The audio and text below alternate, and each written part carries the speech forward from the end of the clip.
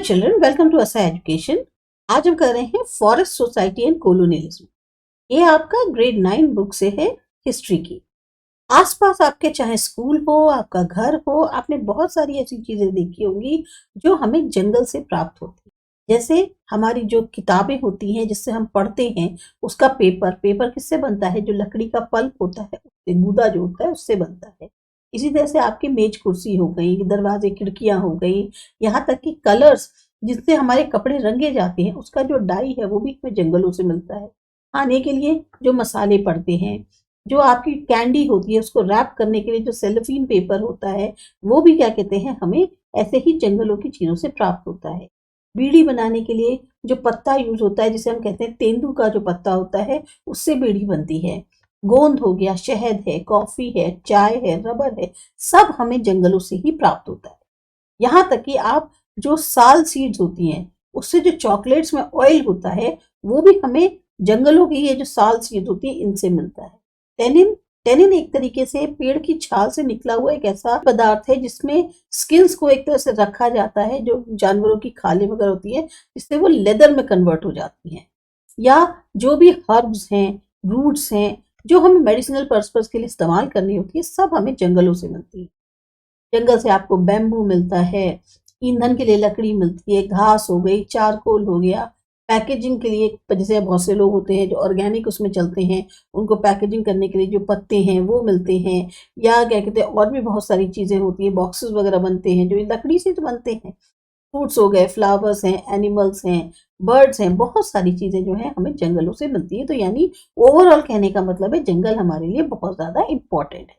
अब जैसे बात करते हैं अमेज़न फॉरेस्ट की या वेस्टर्न घाट्स की, यहाँ पर कहते हैं कि अगर आप एक जंगल का पैच भी देखें तो उसमें कम से कम अलग अलग 500 प्रजातियां आपको पेड़ की देखने को मिल जाएंगी एक छोटे से पैच के अंदर। इतना ज्यादा मतलब जंगल में डाइवर्सिटी है।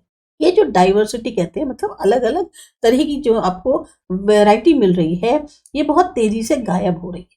1700 से लेके 1995 तक के जो बीच का समय है, अगर इसको देखें, ये दौर रहा इंडस्ट्रियलाइजेशन का। 13.9 मिलियन स्क्वायर किलोमीटर जो है जंगल का, या कह सकते हो 9.3% पूरे वर्ल्ड के टोटल एरिया का जो है, उसको सिर्फ और सिर्फ इंडस्ट्री के पर्पस के लिए खाली कर दिया गया। यानी जंगल जो है बहुत तेजी से काट दिए गए। और खाली इंडस्ट्रियल यूज के लिए ही नहीं, खेती बाड़ी के लिए, जानवर चराने के लिए, या फिर ईंधन की लकड़ी को हासिल करने के लिए जंगलों को बहुत तेजी से काटा गया। तो 13.9 मिलियन स्क्वायर किलोमीटर जो जंगल है, उसको जो है सिर्फ इसलिए साफ कर दिया गया ताकि हमारी इन सब चीजों की जो जरूरतें हैं उनको पूरा किया जा सके। अब यहाँ पर सबसे पहला टॉपिक है आपका वाई डिफॉरेस्टेशन। जो जंगल गायब हो रहे हैं उसे हम कहते हैं डिफॉरेस्टेशन। मतलब जब जंगल है ही नहीं, जंगलों को हम काटते चले जा रहे हैं, तो एक तरह से फॉरेस्ट हम कम करते जा रहे हैं। तो गायब हो रहे हैं जो फॉरेस्ट, उनको हम ज्यादातर रेफर करते हैं डिफॉरेस्टेशन कहकर। ये आज की समस्या नहीं है, इस प्रोसेस की शुरुआत सदियों पहले हो गई थी। लेकिन जो कॉलोनियल रूल आया, यानी जो ब्रिटिश रूल आया, उस टाइम पे ये ज्यादा सिस्टमैटिक तरीके से और बहुत ज्यादा होने लग गई थी। एक्सटेंसिव मतलब बहुत ज्यादा क्वांटिटी में जंगल की कटाई हो रही थी। अब देखते हैं जो इंडिया में डिफॉरेस्टेशन हुआ, इसके मेन कारण क्या थे। सबसे पहला कारण माना जाता है कि लैंड टू बी इम्प्रूव्ड, मतलब जो जमीन थी उसको ज्यादा बेहतर बनाने के लिए जंगलों को काटा जाता। 1600 में क्या हुआ, लगभग या कह सकते हैं 1600 में 1/6 जो इंडिया का जमीन का टुकड़ा है वो कल्टीवेशन के अंडर। लेकिन अब जो फिगर है वो कितनी बढ़ गई है, हाफ तक पहुंच गई है। मतलब आधी जमीन जो है इंडिया की, वो एक तरह से कल्टीवेशन के अंडर है। जैसे जैसे सदियां बीतती जा रही हैं, पॉपुलेशन बढ़ती जा रही है, जो डिमांड है खाने की वो और ज्यादा बढ़ती जा रही है। जितनी ज्यादा पॉपुलेशन होती है उतना ज्यादा खाने की डिमांड बढ़ती है। खाने की ही नहीं, हर चीज की डिमांड बढ़ती है। पर यहाँ हम बात कर रहे हैं खेती बाड़ी से संबंधित, जंगल से संबंधित। तो पॉपुलेशन जो बढ़ रही है उसमें मेनली खाने की डिमांड बढ़ रही है। अब ऑब्वियस ही बात है, पैदावार बढ़ानी पड़ेगी। उसके लिए क्या हो रहा है, जो किसान वगैरह हैं वो अपनी जो खेती की एक सीमा है कि भाई इतना बड़ा खेत है, उसको और बढ़ाते चले जा रहे हैं। अब बढ़ाने के लिए जगह कहाँ से आएगी, उसके लिए वो क्या कर रहे हैं, जंगलों को साफ कर रहे हैं और नई नई जमीन जो है उसको बना रहे हैं ताकि वहां पर अपनी खेती बाड़ी और ज्यादा फैला सकें। कॉलोनियल पीरियड जो था उस टाइम पे कल्टीवेशन जो है बहुत तेजी से फैल रहा था और उसके बहुत सारे कारण थे। कल्टीवेशन यानी खेती बाड़ी जो है बहुत ज्यादा उसका रोल बढ़ता जा रहा था और उसके कई सारे कारण जिसकी वजह से खेती बाड़ी बढ़ रही थी। सबसे पहला कारण क्या था कि जो ब्रिटिश थे वो डायरेक्ट तौर पर एनकरेज कर रहे थे प्रोडक्शन कमर्शियल क्रॉप्स का। अब कमर्शियल क्रॉप्स क्या होते हैं? जिनको बेचा जा सकता है, जिससे आर्थिक मुनाफा होता है, जैसे जूट, शुगर, वीट और कॉटन। इसकी जो कमर्शियल क्रॉप्स की प्रोडक्शन है उसको इन्होंने सबसे ज्यादा बढ़ावा दिया। तो पहला एक पॉइंट ये है कि जंगल साफ करने का कारण ये था कि डायरेक्टली जो है वो चाहते थे कि प्रोडक्शन हो कमर्शियल क्रॉप्स का। ये जो क्रॉप्स की डिमांड थी ये बहुत ज्यादा बढ़ रही थी 19th सेंचुरी के अंदर, क्योंकि जो यूरोप था वहां पर फूड ग्रेन्स की बहुत ज्यादा जरूरत थी ताकि जो वहां की अर्बन पॉपुलेशन है उसको खिलाया पिलाया जा सके, उसकी जरूरतों को पूरा करने के लिए।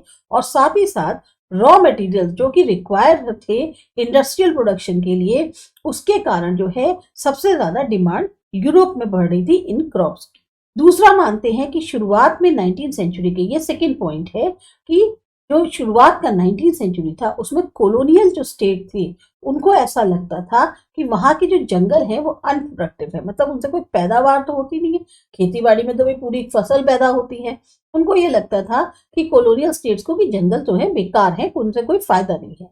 और उनको ऐसा लगता था जैसे मानो एक, जैसे होता है ना जंगली उसकी तरह खड़े हुए हैं, अगर इनको काट दिया जाए और जमीन को खेती बाड़ी में ले लिया जाए तो यहाँ से जमीन से जो पैदावार होगी वो एग्रीकल्चरल प्रोडक्ट्स की होगी, उससे जो है इनकम जनरेट होगी और उससे इनकम स्टेट की बढ़ेगी। इसलिए इन लोगों ने ज्यादा ये समझा कि जंगलों को जो है रखना बेकार है, इनसे कुछ होता तो है नहीं, इसको काटो, यहाँ जमीन को साफ करो, यहाँ खेती बाड़ी करो, उससे जो पैदावार होगी इनकम आएगी, पैसा आएगा और उससे जो है स्टेट की भी इनकम बढ़ेगी। तो 1880 से लेके 1920 के जो बीच का समय था उसमें जो कल्टीवेटेड एरिया है यानी जो खेती बाड़ी वाला एरिया है वो 6.7 मिलियन हेक्टेयर बढ़ गया था।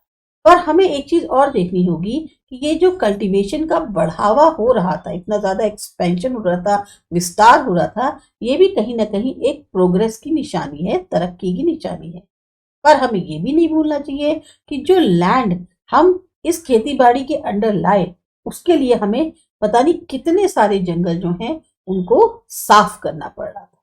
यहाँ पर दिया हुआ है बॉक्स 1 में बता रहे हैं कि जो कल्टीवेशन की कमी है या कल्टीवेशन का ना होना किसी भी जगह पे, उसका मतलब ये नहीं होता है कि वहां पर कोई बसता नहीं है, अनइनहेबिटेड वहां कोई रहता नहीं है। ऑस्ट्रेलिया के अंदर जब ये जो व्हाइट सेटलर्स थे यानी जो अंग्रेज थे वो जब आकर वहां बसे या जब उन्होंने उस धरती पर कदम रखा तो उनका कहना ये था कि ये जो कॉन्टिनेंट है ये बिल्कुल खाली था या टेरा नलिस था। टेरा नलिस का मतलब होता है कि वो पूरी तरीके से लावारिस क्षेत्र था, किसी के भी अंडर नहीं आता था। और इनको जो गाइड किया इस लैंडस्केप पर वो भी एबोरिजिनल ट्रैक्स ने, यानी कि वो जो आए वो आदिवासी रास्तों से जो है होते हुए आए और उनको जो लेकर भी आ रहे थे वो आदिवासी गाइड्स जो है उन्होंने ही लाकर उनको यहाँ पर एक तरह से लैंडस्केप के लिए गाइड किया था। जो अलग अलग आदिवासी कम्युनिटीज थी ऑस्ट्रेलिया में उन्होंने अपनी जो है एक क्षेत्र बना रखे थे जिसको उन्होंने मार्क कर रखा था। डिमार्केट मतलब एक अपनी निशानी बना रखी थी, यहाँ से यहाँ तक की बाउंड्री हमारी है।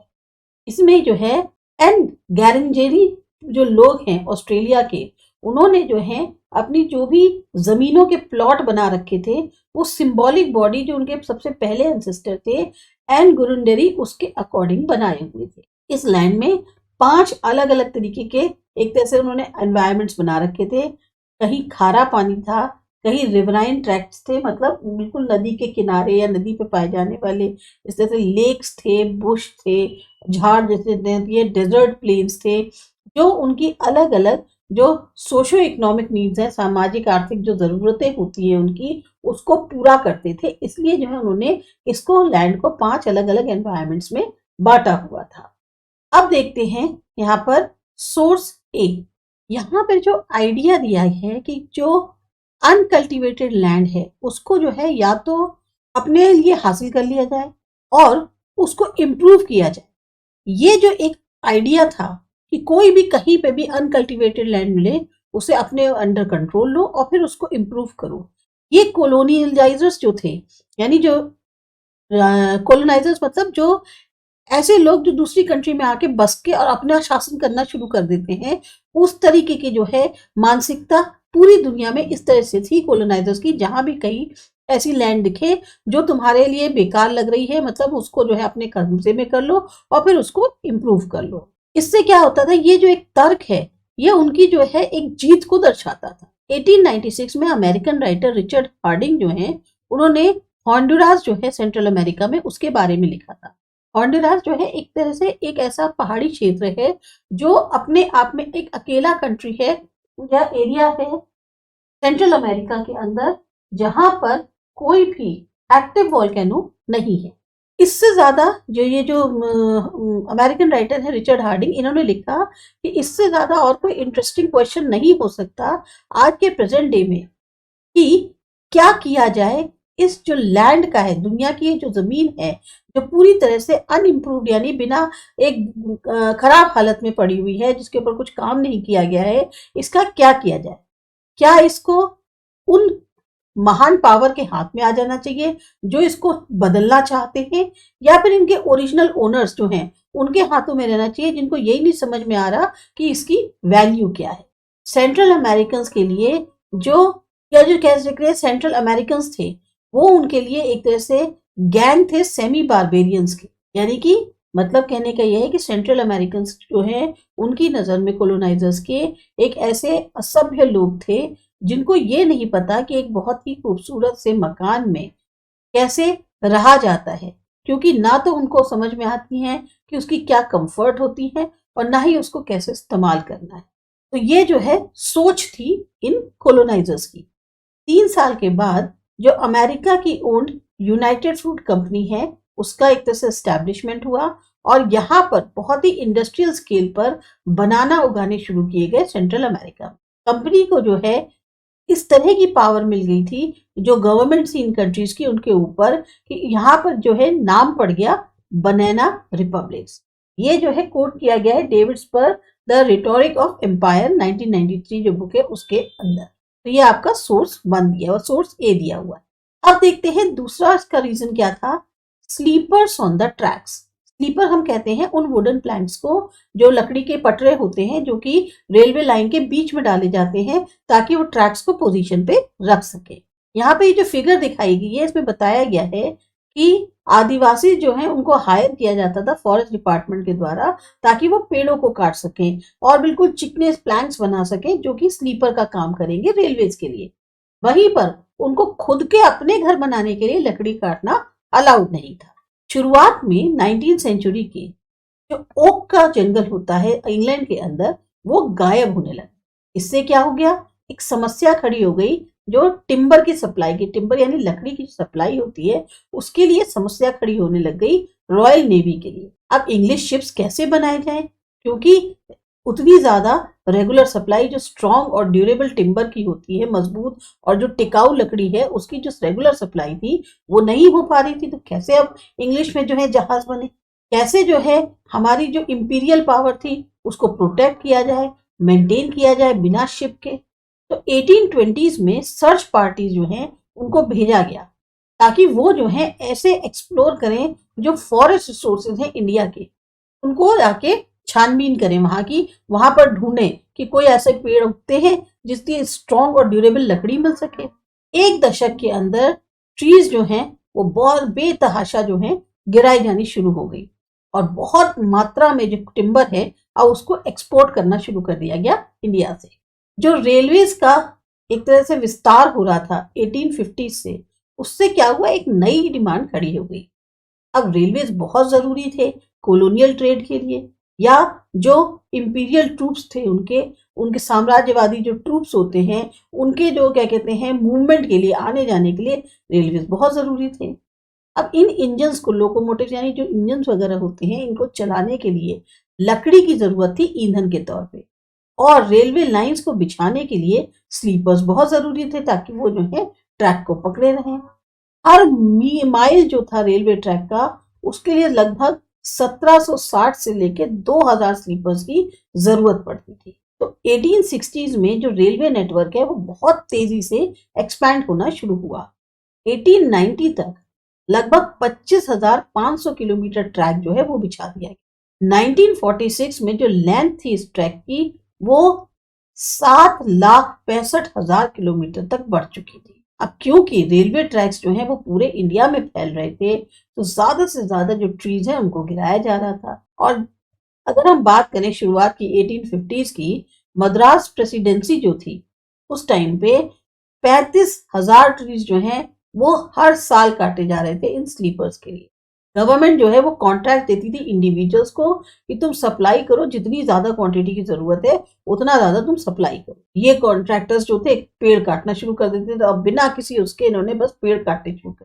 तो जो भी रेलवे ट्रैक्स के आसपास के जंगल थे वो बहुत तेजी से गायब होने शुरू हो गए। अभी आप यहाँ देख सकते हैं कि बैम्बू की जो राफ्ट्स होती हैं उनको कैसलोंग रिवर, चिटागोंग हिल ट्रैक्स जो है उनसे एक तरह से पानी के रास्ते ले जाया जा रहा है। यहाँ देखिए एलिफेंट्स जो हैं वो कॉलोनियल पीरियड में उनका बहुत ज्यादा इस्तेमाल होता था कि वो भारी भारी जो लकड़ी के लट्ठे होते हैं, चाहे जंगल में हो या जब टिम्बर यार्ड्स में, वहां पर उनको उठाने का काम जो है हाथियों के द्वारा किया जाता था। Source B. अभी यहाँ पे सोर्स बी में बताया गया है कि एक नई लाइन जो है वो कंस्ट्रक्ट होनी थी इंडस वैली रेलवे की, मुल्तान और सुकूर के बीच में, जो कि 300 माइल की दूरी पर है। अब यहाँ पे एक एग्जाम्पल के तौर पे समझें कि पर मील लगभग 2000 स्लीपर्स की जरूरत थी। तो यानी कि टोटल मिला के 6 लाख स्लीपर्स की जरूरत थी 300 मील के डिस्टेंस को कवर करने के लिए, जिसमें जो प्लैंक स्टेम का size 10 feet by 10 inches by 5 inches था, लगभग 3.5 क्यूबिक फीट। और अगर इसका पूरा लंबा स्पैन देखें जो भी ट्रैक्स का पड़ेगा, तो वो टोटल मिला के बनेगा 2 लाख क्यूबिक फीट का पूरा लकड़ी का यूज होना। अब जो इंजन थे वो भी ईंधन यानी लकड़ी को इस्तेमाल करते थे इंजन को चलाने के लिए। तो ऐसे में अगर ये कंपेयर किया जाए कि एक ट्रेन जो है वो एक तरफ चलती है, यानी किसी भी डायरेक्शन में आए जाए कुछ भी करे एक ट्रेन, और एक ट्रेन को पर मील चलाने के लिए 1 मन लकड़ी की जरूरत होती है। माउंट यानी कि मन, इसका लगभग 40 केजी आप मान सकते हो, 1 मन में 40 केजी अप्रोक्स या 37 केजी अप्रोक्स होता है। तो अगर एक ट्रेन चलाने के लिए पर मील 1 मन लकड़ी की जरूरत है, तो सोचो सालाना 2,19,000 मन लकड़ी चाहिए ट्रेन को चलाने के लिए। इसके अलावा फ्यूल की जरूरत है ईंट को जलाने के लिए। ये भी एक था कि ईंट को जलाने के लिए भी क्या कहते हैं लकड़ी की जरूरत थी। जो स्लीपर्स जो हैं आते थे वो मेनली आते थे सिंध के जंगलों से, और जो फ्यूल है वो आता था टैमरिस्क या जो झंड फॉरेस्ट है सिंध और पंजाब के वहां से। एक और नई लाइन जो है नॉर्दर्न स्टेट रेलवे की लाहौर से मुल्तान तक, उसको भी बनाना था, और उसमें माना जा रहा था लगभग 22 लाख स्लीपर्स की जो है जरूरत पड़ेगी इसको बनाने के लिए। ये है आपका सोर्स बी। इधर एक एक्टिविटी दी हुई है, ये एक न्यूमेरिकल प्रॉब्लम है, आप इसको जो है सॉल्व कर सकते हैं। यहाँ पर इमेजेस दी हुई हैं।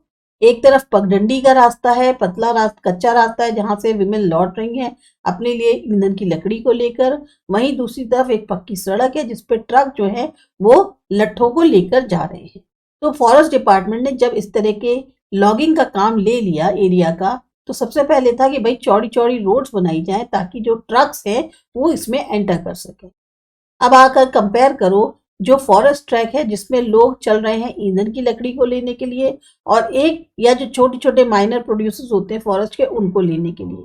ऐसे बड़े बड़े ट्रक्स जो हैं वो शहर के अंदर जाते हैं, सिर्फ इन्हीं एरिया से, फॉरेस्ट एरिया से लकड़ी कलेक्ट करके बड़े बड़े शहरों में जाते हैं। अब आता है थर्ड, प्लांटेशंस। बहुत बड़ा हिस्सा नेचुरल फॉरेस्ट का साफ कर दिया गया ताकि जगह बनाई जा सके टी, कॉफी और रबर प्लांटेशंस के लिए। प्लांटेशंस को हिंदी में बागान कहते हैं, और ये इसलिए करे गए ताकि जो यूरोप की बढ़ती डिमांड थी इन चीजों को लेकर उसको पूरा किया जा सके। जो कॉलोनियल गवर्नमेंट थी उसने जंगलों को अपने कंट्रोल में लिया और बहुत सारे बड़े बड़े एरिया जो है यूरोपियन प्लांटर्स को दे दिए सस्ते दामों पे। ये एरियाज जो है पूरी तरह से बंद थे, जंगल साफ कर दिए गए और यहाँ पर जो है टी और कॉफी की खेती कर दी गई। तो आपको यहाँ पर 3 रीजंस दे दिए गए हैं, प्लांटेशंस के लिए, लैंड को इम्प्रूव करने के लिए और जो रेलवे ट्रैक है उसको बिछाने के लिए, स्लीपर्स जो है ट्रैक्स पर बिछाने के लिए, और पहला पॉइंट जो दिया गया था वो था लैंड को इम्प्रूव करना। तो ये कारण रहे जो इंडिया में डिफॉरेस्टेशन जो है इतना ज्यादा हुआ। अब इसके बाद जो अगला चैप्टर है वो करते हैं अगले वीडियो में। सब्सक्राइब करिए हमारा चैनल आसा एजुकेशन। बाय।